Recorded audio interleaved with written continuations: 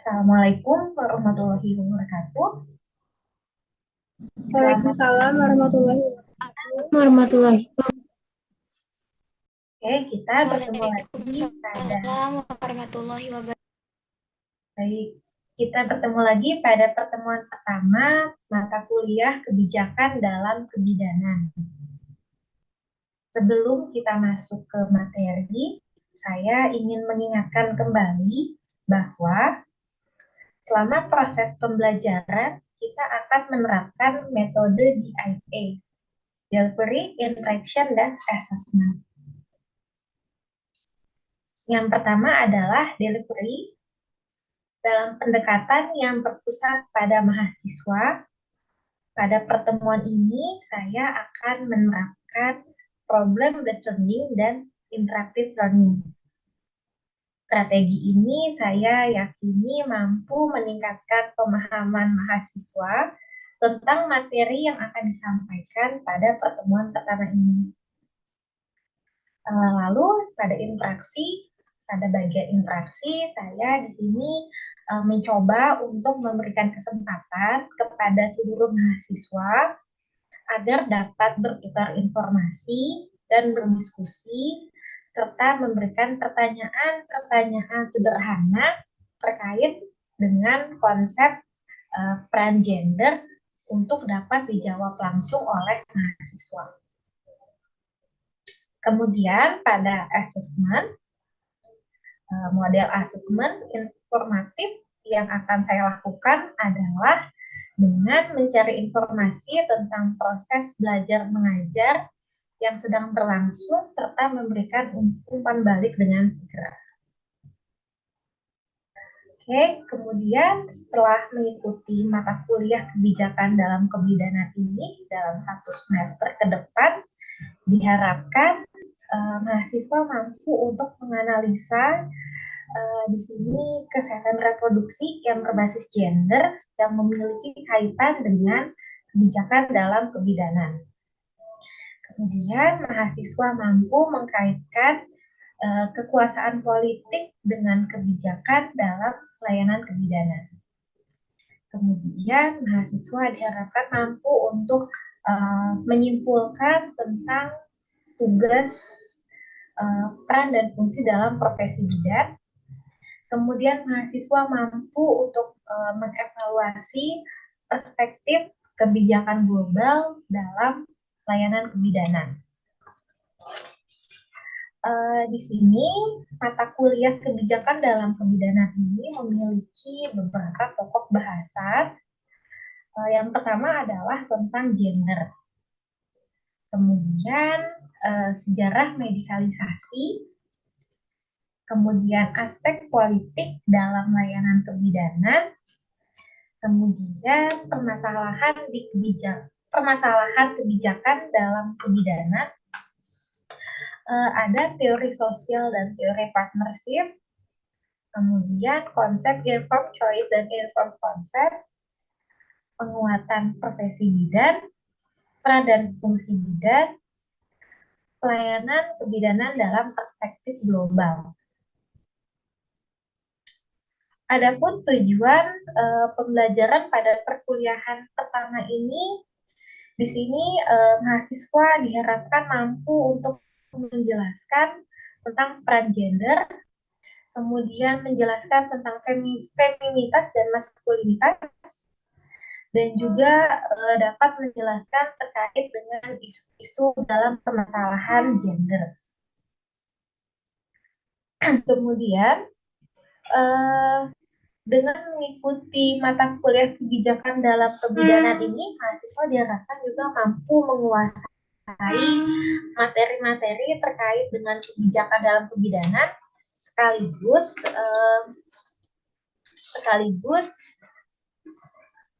menyelesaikan tugas-tugas terkait materi kebijakan dalam kebidanan. Di sini mahasiswa juga diharapkan mampu untuk memahami dan menganalisa permasalahan dan isu terkait kebijakan dalam kebidanan, terutama di sini yang akan kita bahas nanti adalah tentang peran gender. Untuk mencapai tujuan pembelajaran mata kuliah tersebut, mahasiswa akan diberikan topik-topik yang akan didiskusikan dengan menggunakan synchronous learning. Adapun proses pembelajaran pada pertemuan ini berlangsung secara daring menggunakan Zoom meeting atau juga menggunakan virtual class dengan menggunakan metode ceramah diskusi serta penugasan. Anda dapat mengunduh materi pada pertemuan ini di Staffsite serta dapat mengupload individu. Selain itu, penugasan akan kita diskusikan di pertemuan berikutnya lewat Zoom meeting. Kemudian tugas-tugas tersebut bisa dikirimkan melalui email ke email Staffsite di damayanti@staffsite.gunadarma.ac.id. Kemudian, lalu bagaimana untuk penilaian? Bagaimana saya untuk mengambil nilai di mata kuliah ini? Ketentuan ini akan kita tetapkan di awal perkuliahan sehingga mahasiswa mengetahui apa saja yang harus diperhatikan yang kaitannya dengan pencapaian nilai atau dari hasil asesmen. Untuk evaluasi di sini saya menerapkan untuk penugasan individu dan kelompok dengan bobot 40%, ujian tengah semester atau UTS itu 30%, kemudian untuk UAS itu 40%. Selanjutnya,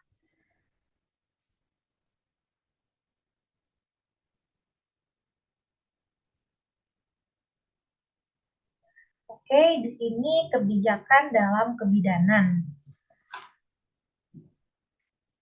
Kebijakan dalam kebidanan, selanjutnya, ya, deskripsi mata kuliah. Mata kuliah ini membahas tentang transgender, sejarah medikalisasi dalam pelayanan pidana, hak asasi manusia dan reproduksi, peraturan dan perorganisasian kebidanan, politik dan hukum dalam layanan kebidanan, penguatan profesi dalam layanan kebidanan, aspek global dalam layanan kebidanan, peran kepercayaan serta adat istiadat dan praktik tradisional dalam layanan kebidanan.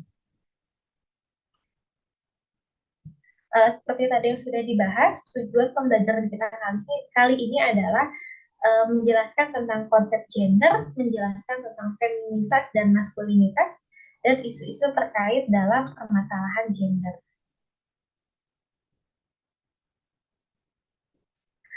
Proses pembelajaran kita laksanakan secara daring menggunakan Zoom meeting ataupun nantinya menggunakan e-class dengan metode ceramah, diskusi, seminar, dan penugasan.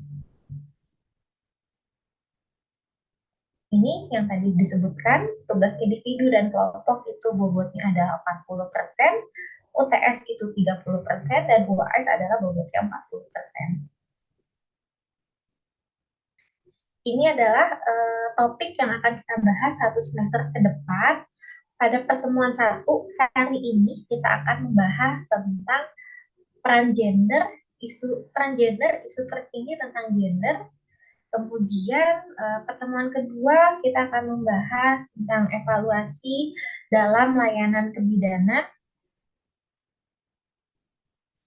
Kemudian pertemuan keempat kita bahas tentang hak asasi manusia dalam reproduksi. Pertemuan kelima kita membahas kekuasaan dan kebijakan dalam layanan kebidanan. Pertemuan keenam kita akan membahas mengenai isu dalam layanan kebidanan yang berkaitan dengan kebijakan, isu dalam politik yang berkaitan dengan layanan kebidanan, kemudian isu yang ada dalam pendidikan yang ada kaitannya dalam kebijakan dalam kebidanan. Selanjutnya, pertemuan 7, kita akan membahas tentang teori-teori sosial dan teori-teori sosial dalam kebijakan dalam kebidanan, kemudian ada konsep partnership yang kaitannya dengan kebijakan dalam kebidanan. Kemudian pertemuan 9 kita akan bahas tentang konsep choice dan konsep informed consent. Kemudian pertemuan ke-10 kita akan coba membahas tentang teknik, strategi yang berkaitan dengan peningkatan profesi muda. Kemudian teknik atau strategi dalam rangka penguatan profesi bidan.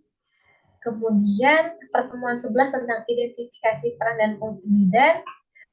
Pertemuan 12 tentang layanan kebidanan dan konsep ibu dan anak dalam tren perspektif global. Kemudian pertemuan 13 kita akan membahas tentang kelanjutan dari pertemuan sebelumnya, layanan kebidanan pada kesehatan ibu dan anak dalam tren perspektif global. Kemudian pertemuan ke-14 kita akan membahas tentang adat istiadat dalam layanan kebidanan serta akses masyarakat dalam memperoleh layanan kesehatan. Di sini ada transgender.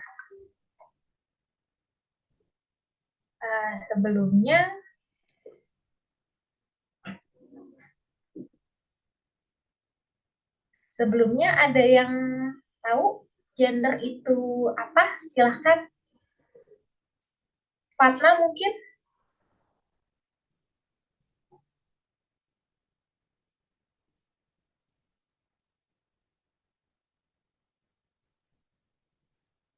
Oke, kita lanjut bahas saja tentang transgender.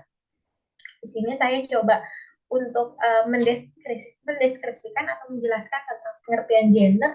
Gender itu adalah perbedaan fungsi dan tanggung jawab antara perempuan dan laki-laki yang merupakan dari hasil konstruksi sosial budaya dan dapat berubah sesuai dengan perubahan zaman. Di sini gender juga diartikan sebagai konstruksi sosial yang dipengaruhi oleh kondisi sosial, politik, budaya, ekonomi, agama, maupun lingkungan suatu etnis. Di sini gender itu bukan jenis kelamin, namun gender dapat terjadi pada laki-laki maupun pada wanita. Selanjutnya,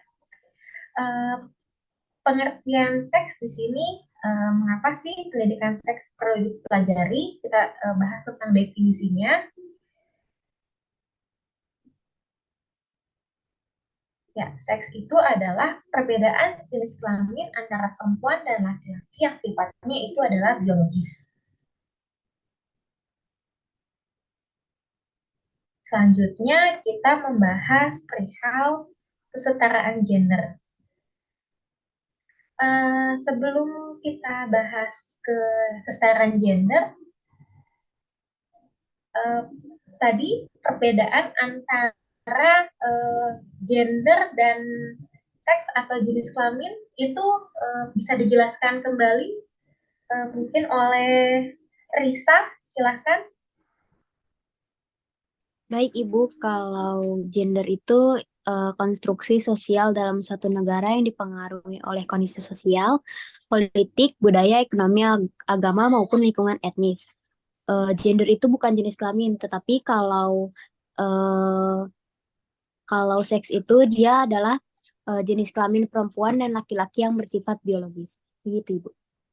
Oke, jawabannya baik sekali. Terima kasih Risa. Selanjutnya kita akan membahas mengenai kesetaraan gender.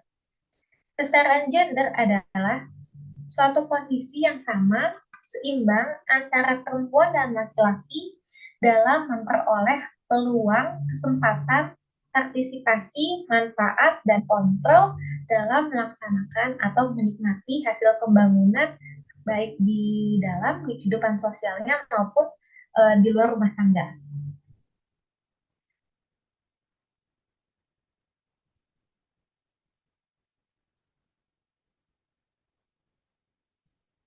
Di sini ada dampak dari perbedaan gender.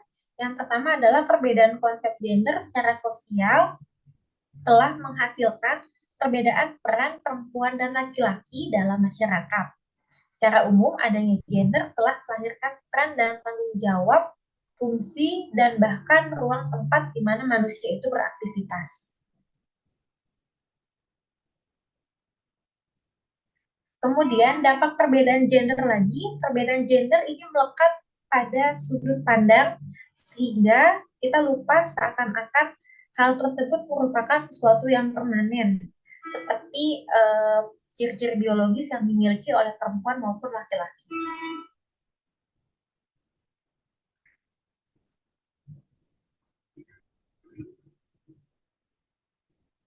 Kemudian dampak dari perbedaan gender ini menghasilkan beberapa perbedaan peran dan sifat maupun fungsi. Yang pertama adalah konstruksi biologis yang merupakan ciri primer, sekunder, maskulin maupun feminin. Kemudian konstruksi sosial dan peran citra. Kemudian konstruksi agama dan keyakinan. Menurut Peterson dan Runyan dalam bukunya Pengantar Studi Hubungan Internasional, gender disebut itu mengacu pada perilaku dan harapan yang dipelajari secara sosial yang membedakan nantinya antara maskulinitas dan feminitas. Di sini ada 3 pendekatan teoritis yang kaitannya dengan gender. Yang pertama adalah feminisme liberal, kemudian feminisme marxis, dan feminisme radikal.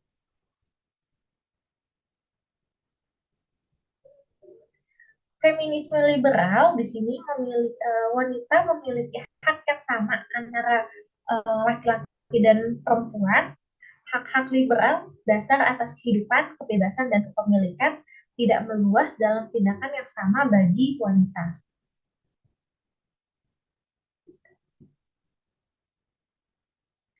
Kemudian, feminis liberal kontemporer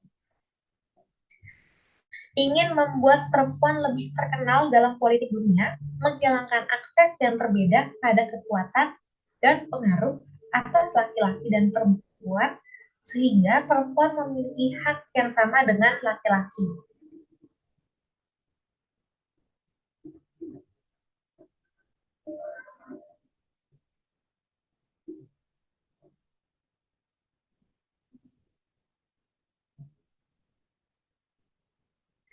Kemudian feminisme marxis ini menggambarkan posisi rendah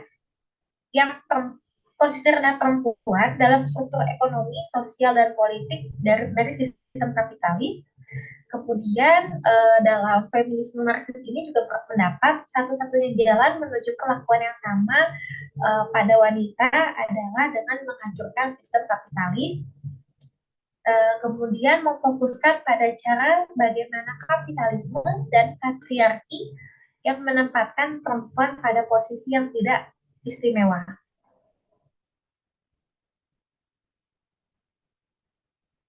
Feminisme radikal menolak setiap jenis kerjasama, mengembangkan analisis feminisme yang lebih nyata dan lebih merdeka yang sepenuhnya dapat mencegah atau mensubordinatkan gender pada hubungan tradisional maupun hubungannya dengan kaitan internasional.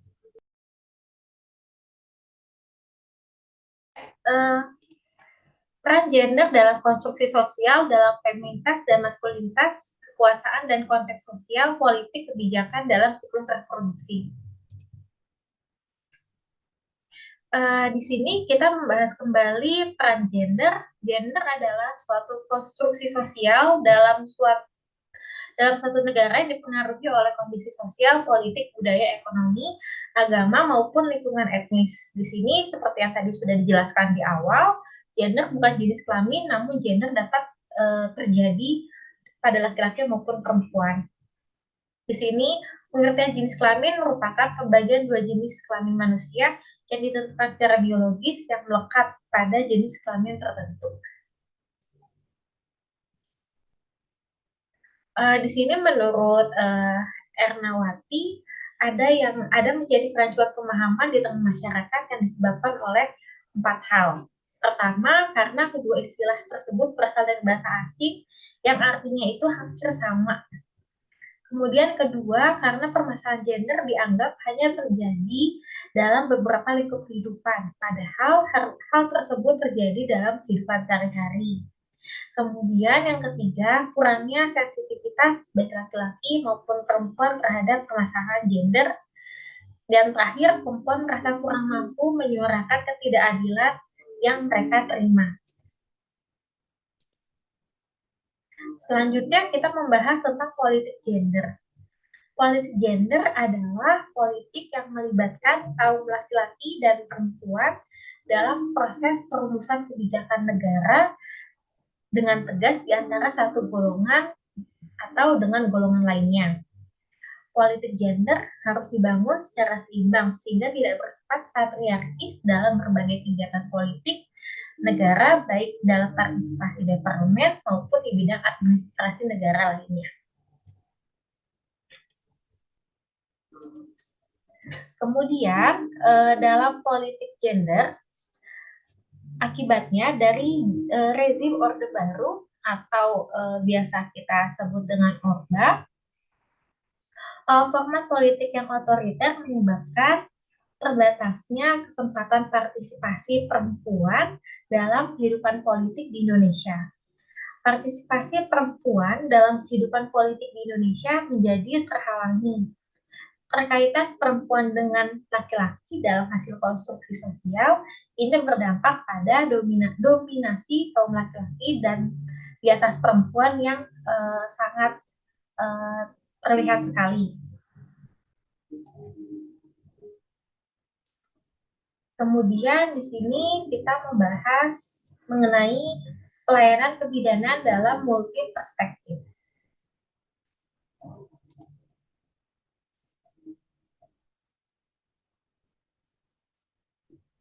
Bagi pemakai jasa layanan, klien atau masyarakat atau konsumen di sini melihat pelayanan kebidanan yang bermutu sebagai suatu pelayanan yang dapat memenuhi kebutuhan dan diselenggarakan dengan cara yang sopan, santun, tepat waktu, kemudian tanggap dan mampu mengatasi permasalahan yang dialami oleh klien tersebut.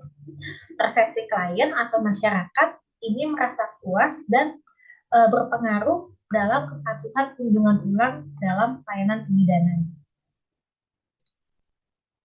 Selanjutnya, di sini bagi pemberi pelayanan, khususnya tenaga kesehatan, pemberi layanan kebidanan atau provider di sini meningkatkan pelayanan kebidanan yang bermutu dengan ketersediaan peralatan prosedur kerja atau protokol kebebasan profesi dalam melakukan setiap pelayanan kebidanan sesuai dengan teknologi kesehatan yang mutakhir. Dan bagaimana outcome atau keluaran dari hasil layanan kebidanan tersebut.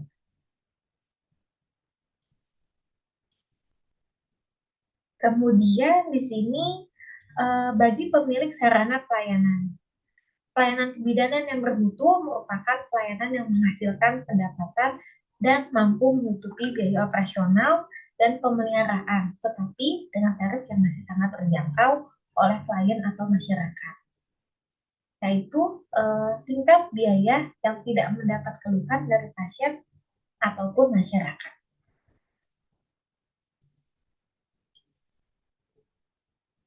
Kemudian bagi administrator pelayanan kebidanan, administrator dapat menyusun prioritas dalam menyediakan apa yang menjadi kebutuhan dan harapan klien, serta memberikan pelayanan kebidanan. Di sini ada isu-isu mengenai permasalahan gender. Isu gender adalah permasalahan yang terjadi sebagai konsekuensi dengan adanya kesenjangan gender sehingga mengakibatkan diskriminasi pada perempuan dalam akses kontrol sumber daya, kesempatan, status, hak, peran, dan penghargaan.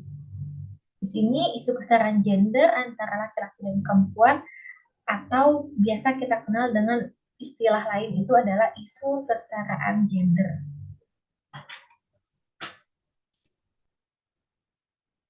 Isu gender adalah suatu kondisi yang menunjukkan kesenjangan perempuan dan laki-laki dalam berbagai bidang kehidupan.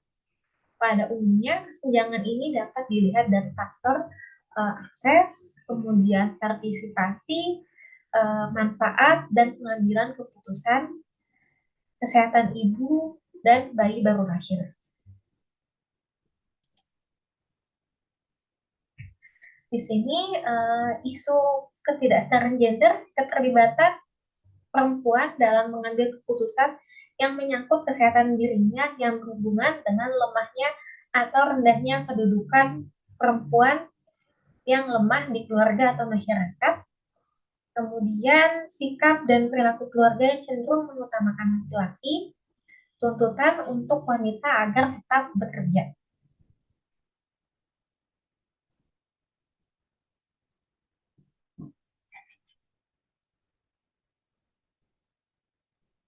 Oke, sampai sini ada yang ingin ditanyakan?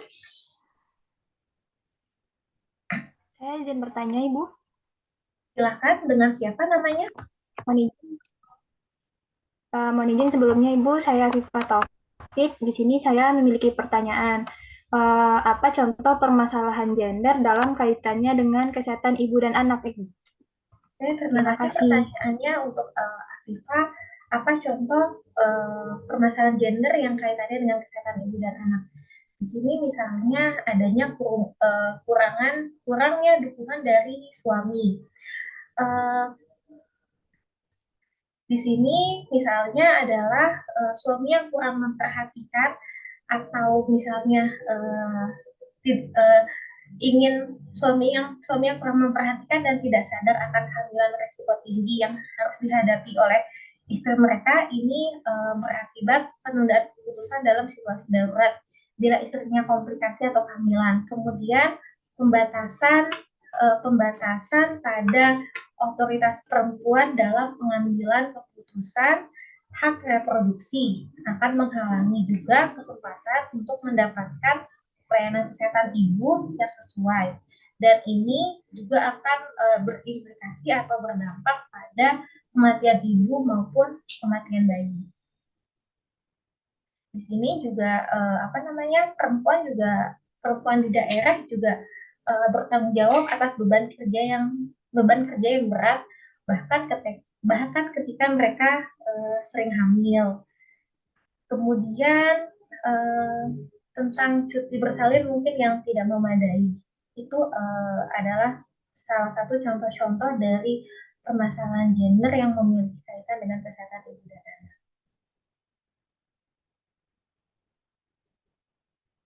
Oke, sampai sini ada yang ingin ditanyakan? Baik, Ibu. Terima kasih. Terima kasih, Afifah. Selanjutnya, dari pertemuan ini saya simpulkan bahwa gender merupakan konstruksi sosial yang dipengaruhi oleh kondisi sosial, politik, budaya, dan ekonomi. Kemudian gender bukan jenis kelamin, namun gender dapat terjadi pada laki-laki maupun perempuan. Kemudian pengertian jenis kelamin merupakan pembagian dua jenis kelamin manusia yang ditentukan secara biologis dan sifatnya adalah melekat. Kemudian di sini gender berbeda dengan jenis kelamin biologis. Jenis kelamin biologis merupakan pemberian, sedangkan gender adalah hasil bentukan konstruksi sosial. Gender menunjukkan perbedaan jenis kelamin berdasarkan peran status dan dalam kehidupan sosial budaya, sedangkan jenis kelamin terbentuk secara alamiah dan tidak dipertukarkan. Oke, sampai sini ada yang ingin ditanyakan kembali? Jelas? Cukup, Ibu.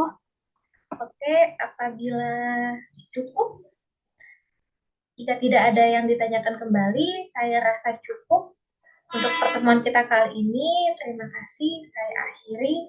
Assalamualaikum warahmatullahi wabarakatuh. Saya ingin stop share. Waalaikumsalam warahmatullahi wabarakatuh. Terima kasih, Ibu.